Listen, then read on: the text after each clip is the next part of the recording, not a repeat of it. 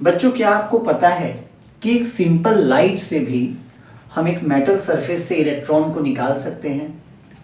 बच्चों, आज हम पढ़ने जा रहे हैं फोटो इलेक्ट्रिक इफेक्ट। बच्चों, ये फोटो इलेक्ट्रिक इफेक्ट जो है ना, वो लाइट के पार्टिकल नेचर को प्रूव करता है। जैसे कि आपने यंग्स डबल स्लिट एक्सपेरिमेंट पढ़ा था वेव ऑप्टिक्स में, जो ये बताता है कि लाइट के पास वेव नेचर है। बट इस चैप्टर में बच्चों आप एकदम बिल्कुल ही एक नया कंसेप्ट सीखने जा रहे हो, जहां पे हम ये समझेंगे कि लाइट जो है वो छोटे छोटे एनर्जी के पैकेट से मिलकर बना हुआ है, जिसे हम फोटोन कहते हैं। So hello everyone. तो बच्चों, आज हम सीखेंगे फोटो इलेक्ट्रिक इफेक्ट और मैं कोशिश करूंगा कि इसका इम्पोर्टेंट से इम्पोर्टेंट जितना क्वेश्चंस बन सकता है मैं आपको बता दूं। तो बच्चों, इस चैप्टर में जो सबसे इम्पोर्टेंट पार्ट है, जो आपके एग्जाम में कई बार पूछे जाते हैं बोर्ड एग्जाम में, वो ये है कि ग्राफ आपको बहुत अच्छे से इसमें देख लेना है। स्टॉपिंग पोटेंशियल का graph, frequency versus stopping potential, या काइनेटिक एनर्जी वर्सेस फ्रीक्वेंसी का ग्राफ, स्लोप क्या होगा ग्राफ में, ठीक है। इंटेंसिटी इंक्रीज करने से फोटो इलेक्ट्रिक करंट इंक्रीज होता है। एक एनर्जी, एक फोटोन का रेस्ट मास कितना होता है, एक फोटोन का एनर्जी, वर्क फंक्शन, हाँ, और सबसे इम्पॉर्टेंट आइंस्टाइन का फोटो इलेक्ट्रिक इक्वेशन। तो बच्चों, स्टार्ट करें आज का ये नया video, that is photo electric. तो बच्चों, ये बिल्कुल एक नया टॉपिक है, ठीक है। इसमें ज़्यादा कॉम्प्लिकेटेड नहीं लेना है मन में, बिल्कुल ये नया है, काफ़ी आसान है। इसमें न्यूमेरिकल भी बहुत आसानी से सॉल्व होते हैं, ठीक है। तो ये चैप्टर में बच्चों, मतलब ये जो है ना, ये क्वांटम फिजिक्स का बेस है। बात है बच्चों सन 1987 का, जब हज नामक साइंटिस्ट ने सबसे पहले इस इफेक्ट को ऑब्जर्व किया, और 1905 में एल्बर्ट आइंस्टाइन ने इसको साइंटिफिकली एक्सप्लेन किया था, जिसके लिए उन्होंने नोबेल प्राइज भी जीता। उन्होंने अपना एक इक्वेशन दिया, जिस इक्वेशन को हम कहते हैं आइंस्टाइन फोटो इलेक्ट्रिक इक्वेशन, ठीक है। तो स्टार्ट करें बच्चों अपना पहला टॉपिक आज का, एंड दैट इज फोटोन। बच्चों, फोटोन क्या होता है? देखो, फोटोन को पार्टिकल बोलना सही नहीं होगा। एज अ फिजिक्स स्टूडेंट आप फोटोन को पार्टिकल कह सकते हैं, बट नहीं, ये सही नहीं है, क्योंकि फोटोन मतलब ये बच्चों एनर्जी का पैकेट है।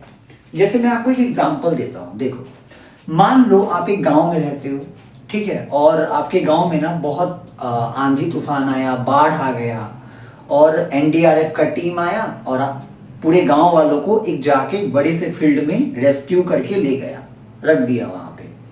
फिर आप देखोगे कि एयरफोर्स का टीम आता है ऊपर से एरोप्लेन से, और वो लोग नीचे पैकेट्स गिराते हैं, खाना के पैकेट्स जो होते हैं, उसमें बिस्किट्स होता है, फूड होता है, पैक होता है ना, वो खाना का पैकेट। तो ऐसे आप इमेजिन करो कि आप ग्राउंड में हो, ठीक है, और आपके ऊपर ऐसे करके बिस्किट के पैकेट फेंके जा रहे हैं, है ना।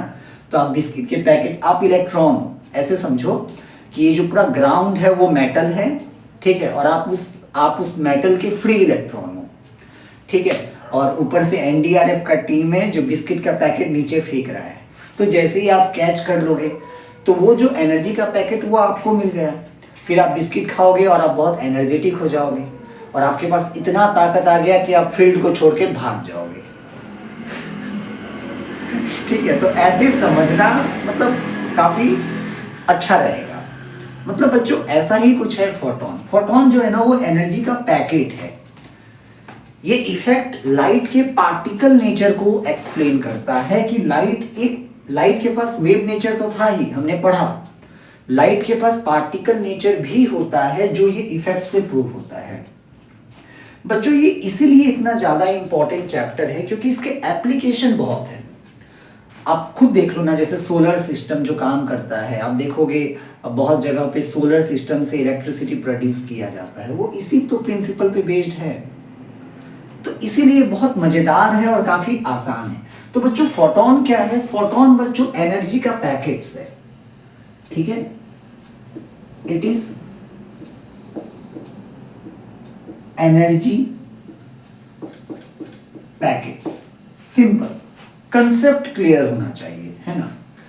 हाँ, एक और बच्चों इस पे जो इंपॉर्टेंट पॉइंट है, इसका रेस्ट मास बच्चों 0 होता है, ये याद रखें। ठीक है, असल में कभी रेस्ट पे होता ही नहीं है, इसका रेस्ट मास 0 होता है। ये स्पीड ऑफ लाइट से ही ट्रेवल करता है, तो इसका जो स्पीड होगा ये वही होगा जो लाइट का स्पीड होगा। स्पीड ऑफ फोटोन, ये स्पीड ऑफ लाइट से ही ट्रेवल करता है, दैट इज 3 × 10⁸ मीटर पर सेकेंड। क्लियर? इसके बाद बच्चों इस पे कोई नेट चार्ज नहीं होता, नेट चार्ज ये 0 होता है इसके ऊपर। ये कुछ पॉइंट्स है जो आपको बस याद रखने हैं वेरी शॉर्ट आंसर के लिए और एमसीक्यू के लिए। ये कुछ पॉइंट्स है जो आपको याद रखने हैं। बच्चों एक फोटोन का जो एनर्जी होता है ना, वो होता है E = h², E × h²। ठीक है, बहुत सारे बच्चे इसको HF भी लिखते हैं, मैं F नहीं लिखता, मैं न्यू लिखता हूँ। ठीक है, आपकी मर्जी। What is E? E बच्चों यहाँ पे एनर्जी है, एनर्जी ऑफ फोटोन। H है बच्चों प्लैंक्स कांस्टेंट। H क्या है? Planck's constant, Planck's constant. इसका जो वैल्यू है बच्चों, आप बुक से देख लेना, 6.6 × 10⁻34 जूल सेकेंड। 6.6 × 10⁻34 joule second. हालांकि ये सब क्वेश्चन पेपर में गिवन रहता है। और ये जो न्यू है ना, ये फ्रीक्वेंसी है। ये जो न्यू जो है वो है फ्रीक्वेंसी ऑफ रेडिएशन। ठीक है, तो ये होता है एक फोटोन का एनर्जी। याद रखना बच्चों, फोटोन का जो एनर्जी होता है ना, वो लाइट सोर्स के फ्रीक्वेंसी पे डिपेंड करता है, इंटेंसिटी पे नहीं। ये याद रखना, आगे चल के जब आप ग्राफ प्लॉट करोगे ना, तो ये कंसेप्ट आपको बहुत काम आएगा। जैसे फॉर एग्जांपल, मैं एक एग्जांपल देता हूं आपको। जैसे मान लो अभी ये एलईडी बल्ब जल रहा है, ठीक है, 10 वाट का है ये। ठीक है, मैं क्या किया, मैं इस बल्ब को रिप्लेस कर दिया और एक में नया बल्ब लगा दिया 60 वाट का, है ना, 60 वाट का मैं एक बल्ब लगा दिया, तो उससे भी फोटोन निकलेंगे। लाइट तो इससे भी आ रहा है। और क्वांटम फिजिक्स में क्या कहा गया कि लाइट छोटे छोटे वेव पैकेट से बना हुआ है, एनर्जी पैकेट। आप इसको एनर्जी पैकेट बोलो, वेव पैकेट बोलो, क्वांटा बोलो, अलग अलग साइंटिस्ट ने अलग अलग नाम दिया। आइंस्टाइन ने इसको क्वांटा कहा था। ठीक है, तो मान लो मैं 60 वाट का बल्ब लगा दूं, तो क्या उससे जो फोटोन निकलेंगे उसके पास क्या ज़्यादा एनर्जी होगा in comparison to this bulb? नहीं। इंटेंसिटी बढ़ाने से बच्चों नंबर ऑफ फोटॉन्स बढ़ जाते हैं, याद रखना। मतलब एक एग्जांपल देता हूं, जैसे मान लो 10 वाट का बल्ब है, मान लो इसे पर सेकंड 5 फोटॉन निकल रहा है, तो अगर मैं 60 वाट का बल्ब लगा दूंगा तो उसे पर सेकंड ज़्यादा फोटॉन निकलेगा। लेकिन एनर्जी, एक फोटॉन का जो एनर्जी होगा वो उतना ही होगा जितना 10 वाट के बल्ब का था। क्यों? क्योंकि मैंने लाइट को चेंज नहीं किया, उसके फ्रीक्वेंसी को चेंज नहीं किया, मैंने बस पावर को चेंज किया। पावर चेंज होने से इंटेंसिटी चेंज हो गया, इंटेंसिटी चेंज होने से नंबर ऑफ फोटॉन्स जो रिलीज हो रहा था पर सेकंड वो चेंज हो गया। ये कंसेप्ट को ध्यान में रखना, काफी बच्चे इस पे कंफ्यूज होते हैं और ग्राफ को रट के जाते हैं, गलती करके आते हैं। ठीक है, so this is energy of photon, it only depends upon frequency of source. ठीक है, एक चीज याद रखना। और इसको हम ऐसे भी लिख सकते हैं बच्चों, h × c/λ। What is lambda? Wavelength, wavelength of radiation. So what is lambda?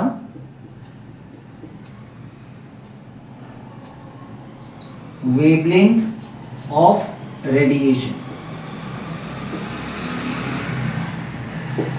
ठीक है, बस इतना काफी है फिलहाल, आपको फोटोन के बारे में इतना समझना काफी है। और एक चीज बच्चों, इस चैप्टर में हम जो एनर्जी का यूनिट लिखेंगे वो इलेक्ट्रॉन वोल्ट यूज करेंगे। ठीक है, इलेक्ट्रॉन वोल्ट एक छोटा यूनिट है एनर्जी का, ये आप लिख के रख लो। 1 electron volt equal to 1.6 × 10⁻⁹ joule. ठीक है, तो ये हम कुछ डेटा है, कुछ इंपॉर्टेंट पॉइंट्स अबाउट फोटोन, ये हम लोग इस चैप्टर में यूज करेंगे। तो हम लोग बढ़ते हैं अब एक्सपेरिमेंट की तरफ। ठीक है, सो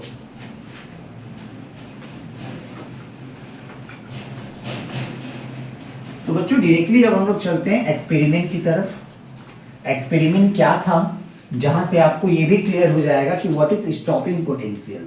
काफी बच्चों को मैंने देखा है कि स्टॉपिंग पोटेंशियल समझ में नहीं आता है, वो बस ये रट के रखते हैं the negative potential applied to anode for which the photo electric current becomes zero in the circuit is known as stopping potential.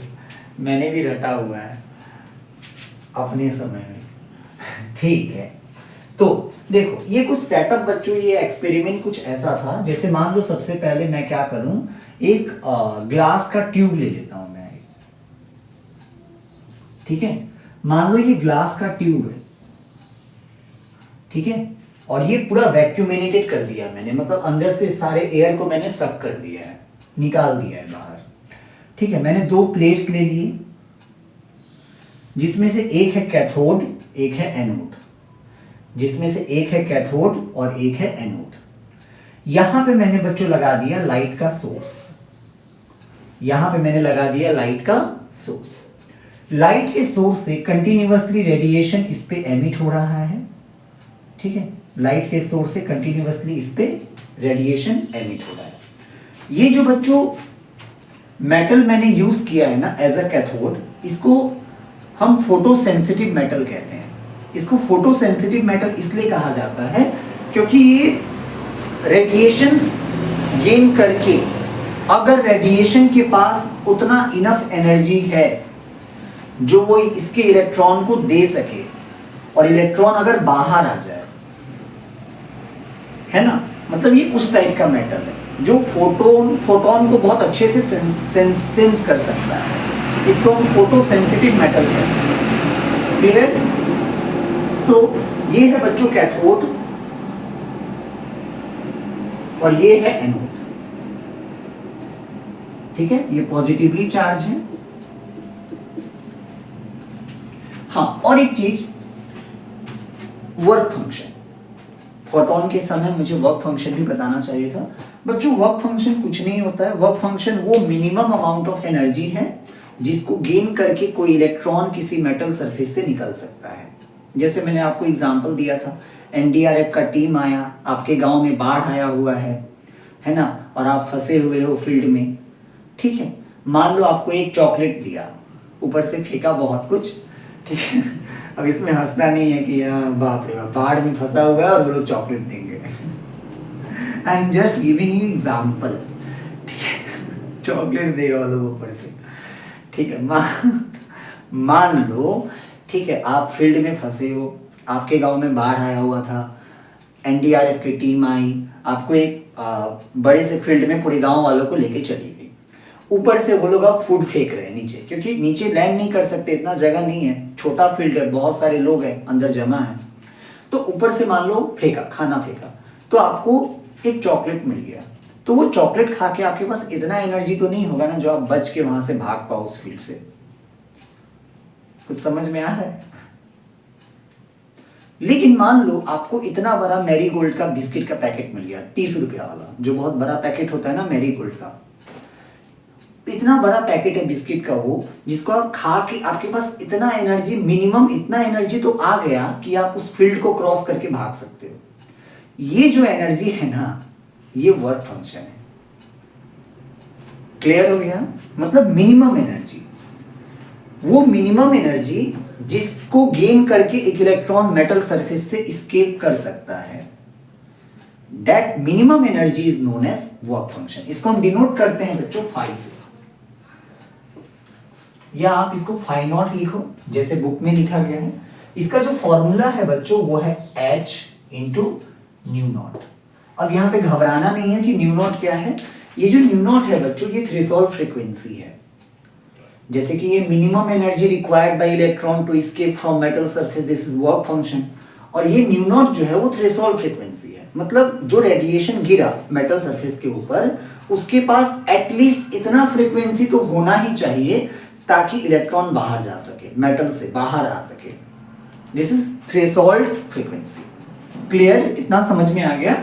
सुना, ये था बच्चों हर्ट्ज का एक्सपेरिमेंट जिसमें उन्होंने एक मेटल ले लिया that is as a cathode, जो कि फोटो सेंसिटिव मेटल है, जो काफ़ी ज़्यादा अच्छे से लाइट को सेंस कर सकता है, और ये है पॉजिटिव प्लेट एनोड।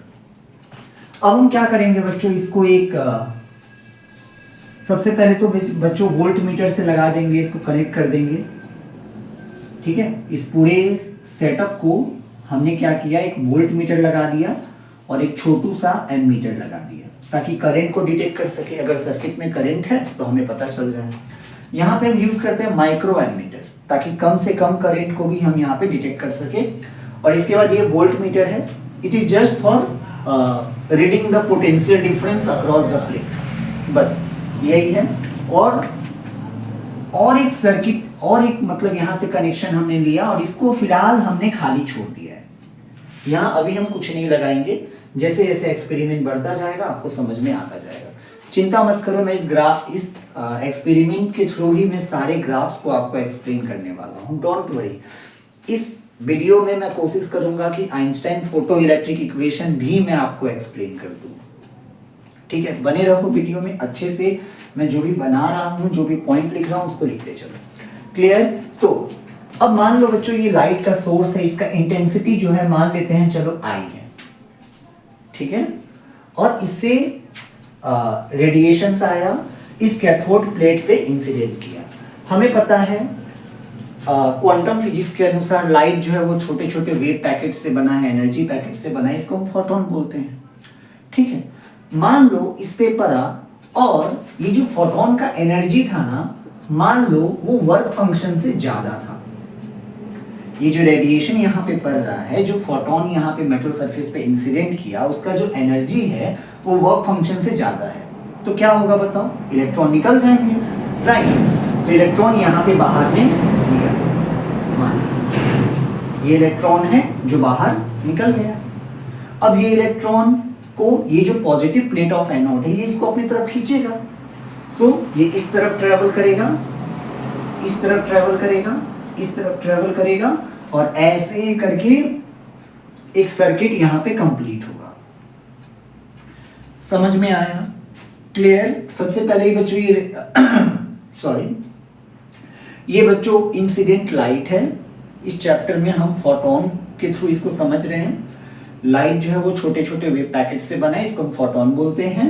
फोटोन के पास जो एनर्जी था वो इस मेटल के वर्क फंक्शन से ज्यादा था। जैसे ही पड़ा, इलेक्ट्रॉन को वो एनर्जी मिल गया और इलेक्ट्रॉन भाग गया, इस मेटल से एस्केप कर गया। क्लियर? कितनी काइनेटिक एनर्जी से भागा तो वो हम आगे देखेंगे। अभी फिलहाल आप इतना समझो कि वो एस्केप कर गया, मेटल सरफेस से बाहर आ गया। जैसे ही वो बाहर आया तो ये जो एनोड जो है पॉजिटिव प्लेट, वो उसको अपनी तरफ खींचेगा। तो इलेक्ट्रॉन इस तरफ ट्रेवल करते हुए करते हुए करते हुए करते हुए ऐसे करके ये सर्किट को कंप्लीट किया। अगर इलेक्ट्रॉन ऐसे ट्रेवल कर रहा है तो आप बताओ करंट का डायरेक्शन कौन होगा? हमें पता है इलेक्ट्रॉन अगर ऐसे ट्रेवल करे तो करंट का डायरेक्शन ऊपर की तरफ होता है।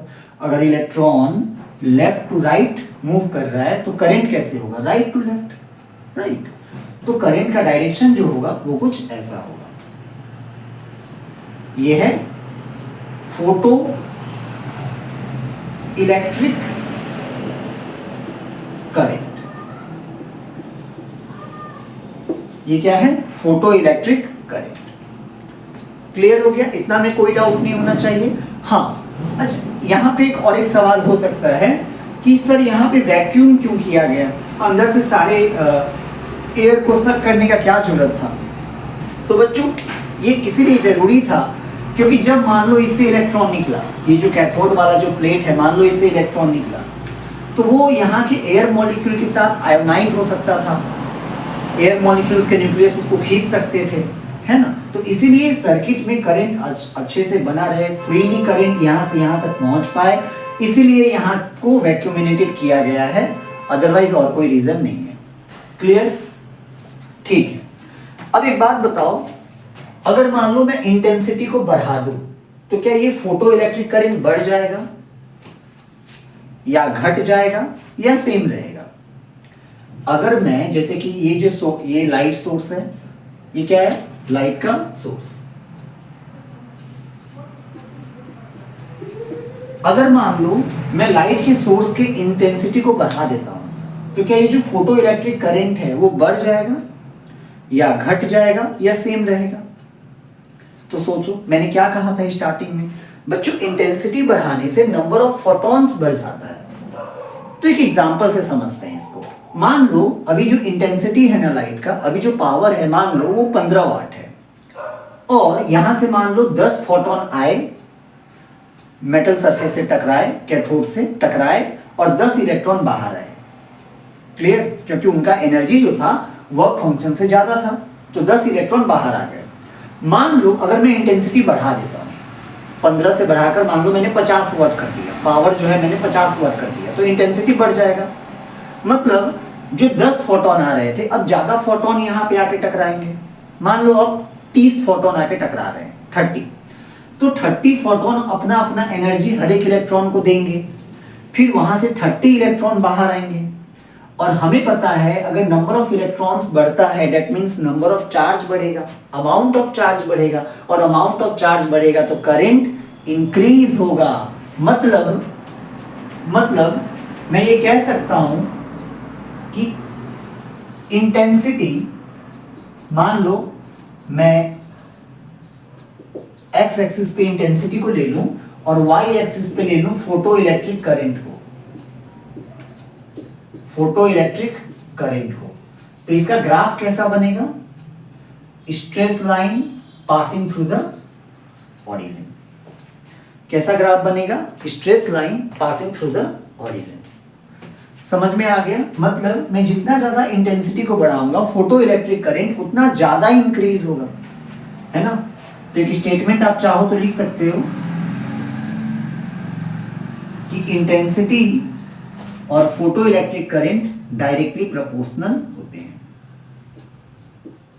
Photo electric current is directly proportional to intensity of radiation, intensity of source of radiation, sorry. Clear? इतना में कोई डाउट नहीं होना चाहिए, समझ में आ गया? बढ़िए अगले ग्राफ की तरफ, अगले टॉपिक की तरफ। एक्सपेरिमेंट अभी यही रहेगा, हम इसी एक्सपेरिमेंट से अलग अलग ग्राफ को भी समझेंगे और मेन कंसेप्ट को भी समझेंगे, लाइक जैसे photo stopping potential, sorry stopping potential. ठीक है, क्लियर हो गया? चलो फटाफट कॉपी कर लो। कर लिया? ठीक। तो कुछ भी नहीं है ये जहां, तो है इसमें जिंदगी। हाँ, हो गया? ठीक है, तो मुझे ये पता चल गया कि जैसे जैसे मैं अगर सोर्स के इंटेंसिटी को बढ़ाता हूं तो फोटो इलेक्ट्रिक करंट इंक्रीज होगा। इतना तो मुझे समझ में आ गया, है ना? अब मान लो बच्चों मैंने क्या किया, देखो ध्यान से समझो। अब मैंने क्या किया बच्चों, ये जो मैंने गैप छोड़ के रखा हुआ था इस पूरे एक्सपेरिमेंट में, अब मैंने क्या किया, ये जो एनोड है ना इसको मैं नेगेटिव पोटेंशियल से ऐड कर दिया, मतलब कनेक्ट कर दिया, और इसको मैंने जोड़ दिया पॉजिटिव टर्मिनल से। मतलब मैंने यहाँ पे बैटरी यूज किया है, ये ऐसा बैटरी है, वो जो बैटरी का जो नेगेटिव टर्मिनल होता है उसको मैंने कनेक्ट कर दिया एनोड से, और पॉजिटिव टर्मिनल कनेक्ट कर दिया कैथोड से। उल्टा कर दिया मैंने, इसको मैंने जोड़ दिया नेगेटिव टर्मिनल से और कैथोड को जोड़ दिया पॉजिटिव टर्मिनल से। अब बताओ क्या होगा? इस नेगेटिव टर्मिनल के कारण, जैसे फॉर एग्जांपल यहाँ पे एक ऐसा करके, ये जो साइन का मतलब होता है कि हम इस पोटेंशियल को चेंज कर सकते हैं, एक ही बार में पूरा नेगेटिव नहीं हो जाएगा, धीरे धीरे हम चेंज करके देखेंगे। देखो होगा क्या, ध्यान से समझो। मान लो सबसे पहले मैंने किया -2, तो एक बात बताओ, अगर मान लो इस एनोड को अगर मैं नेगेटिव पोटेंशियल देता हूं, अगर इस एनोड को मैं नेगेटिव पोटेंशियल देता हूं, तो क्या ये इलेक्ट्रॉन्स यहां पे पहुंच पाएंगे? नहीं पहुंचेंगे। हाँ, ये अलग बात है कि कुछ कुछ इलेक्ट्रॉन पहुंच पाएंगे। क्यों? क्योंकि देखो कैथोड क्या था, फोटो सेंसिटिव मेटल था, उसके पास बहुत सारे फ्री इलेक्ट्रॉन्स थे। क्या सब फ्री इलेक्ट्रॉन क्या एक ही काइनेटिक एनर्जी से भाग रहे थे? नहीं, जो थोड़े अंदर होंगे उनके पास काइनेटिक एनर्जी कम होगा, क्योंकि उनको ज्यादा कॉलिजन्स करना पड़ा होगा मेटल से बाहर निकलने के लिए। असल में मैं आपको अगर वर्क फंक्शन का कंसेप्ट बताऊँ ना बच्चों, तो देखो ये होता क्या है, जैसे मान लो फॉर एग्जांपल मैं वो फील्ड का एग्जांपल देता हूँ। तो होता क्या है ना बच्चों, मान लो ना, एक कॉमन सेंस अपना यूज़ करो। ये बहुत बड़ा फील्ड है, ये बहुत बड़ा मान लो फील्ड है, एनडीआरएफ की टीम आई, ऊपर से बिस्किट की पैकेट फेंक रही है, ठीक है। मान लो एक लड़का है जो जस्ट फील्ड की बाउंड्री पे खड़ा है, और एक लड़का है जो फील्ड के एकदम बीच में खड़ा है।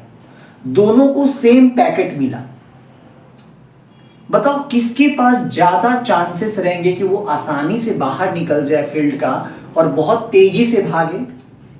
ऑब्वियसली बाउंड्री वाले लड़के को, क्योंकि दोनों को भागना है फील्ड से बाहर भागना है, एनर्जी गेन करना है और फील्ड से बाहर भागना है। लेकिन वो लड़का बहुत जल्दी और आसानी से भाग जाएगा जो एकदम बाउंड्री के सामने होगा।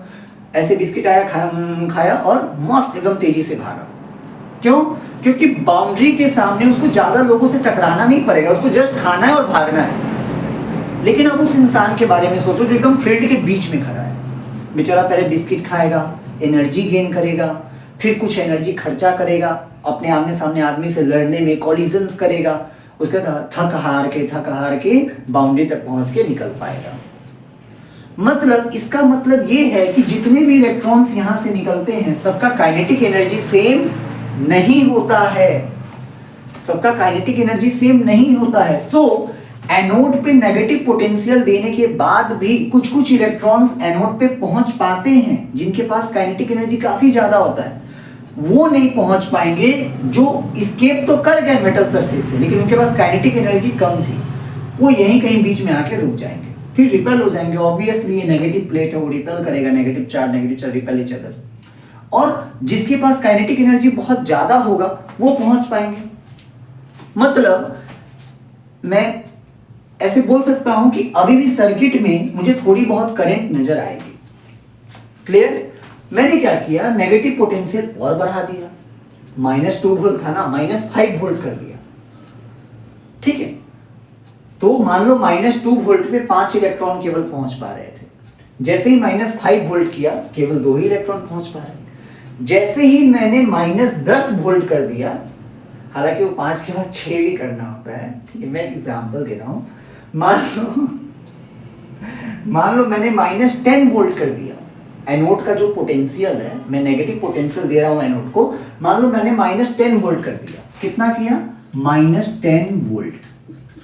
अब मैं क्या देख रहा हूं कि एक भी इलेक्ट्रॉन इस तरफ नहीं पहुंच पा रहा है। मतलब इस सर्किट में जो करंट है, फोटो इलेक्ट्रिक करंट है, वो 0 हो गया। क्या किया मैंने, बोलो? Negative potential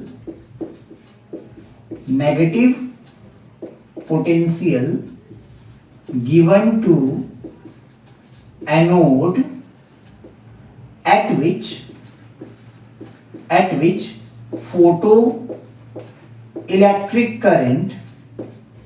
photoelectric current in circuit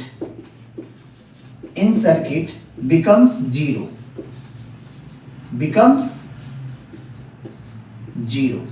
Such negative potential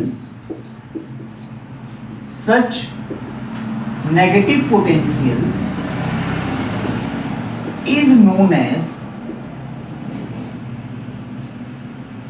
stopping potential. Such negative potential is known as stopping potential. ठीक है? Negative potential given to anode at which photoelectric current in the circuit becomes zero.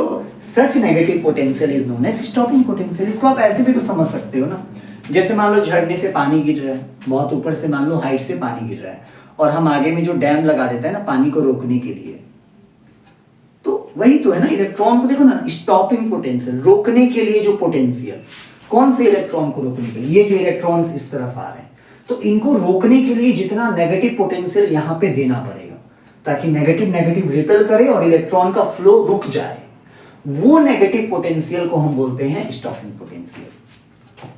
Clear? समझ में आ गया है ना? एक बात बताओ, यहां से जो इलेक्ट्रॉन निकलेंगे उसके पास कुछ काइनेटिक एनर्जी होगा, और अगर मान लो स्टॉपिंग पोटेंशियल का वैल्यू है Vs तो आपको पता है कि एक पोटेंशियल डिफरेंस के अक्रॉस अगर कोई चार्ज पार्टिकल मूव करता है तो उसके ऊपर कितना वर्क डन होता है, W equal to V into q, ये आपको पता है। अगर पोटेंशियल डिफरेंस V हो, उसके अक्रॉस मान लो कोई चार्ज पार्टिकल Q उसके अक्रॉस मूव करे तो उस पर कितना वर्क डन होता है, W equal to V into q. तो यहाँ पे तो इलेक्ट्रॉन है तो Q के जगह मैं E लिखूंगा, तो इसके ऊपर जो टोटल वर्क डन होगा वो होगा E इंटू वी एस। और अगर ये स्टॉपिंग पोटेंशियल है मतलब काइनेटिक एनर्जी किस तरफ है, इस तरफ, मतलब इतना ही एनर्जी इस तरफ लगाया जा रहा है, तब तो इलेक्ट्रॉन रुक जा रहा है ना। अरे इलेक्ट्रॉन किस तरफ फ्लो कर रहा था, इस तरफ, अपने मैक्सिमम काइनेटिक एनर्जी के साथ वो इस तरफ जा रहा था, इस तरफ से हमने नेगेटिव पोटेंशियल लगा दिया, कितना काम किया हमने, E इंटू वी एस। ये दोनों एनर्जी इक्वल होंगे तभी तो इलेक्ट्रॉन रुकेगा ना। मतलब एक इलेक्ट्रॉन का जो काइनेटिक एनर्जी होता है, I want to say maximum kinetic energy is E into v s. Very important relation, इसको याद रखना। एक काइनेटिक एनर्जी, ठीक है, maximum kinetic energy of electron is equal to E into v s, where v s is stopping potential. Clear, समझ में आ गया? तो हम ग्राफ प्लॉट करें स्टॉपिंग पोटेंशियल वर्सेस फ्रीक्वेंसी का। चल सो फटाफट कॉपी कर लो और अब हम प्लॉट करने जा रहे हैं ग्राफ।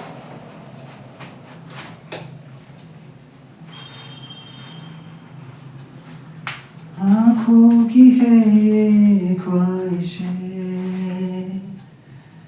कि चेहरे से तेरे ना हटे।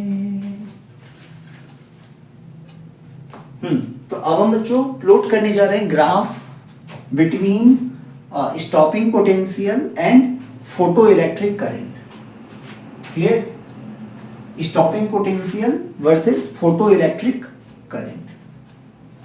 तो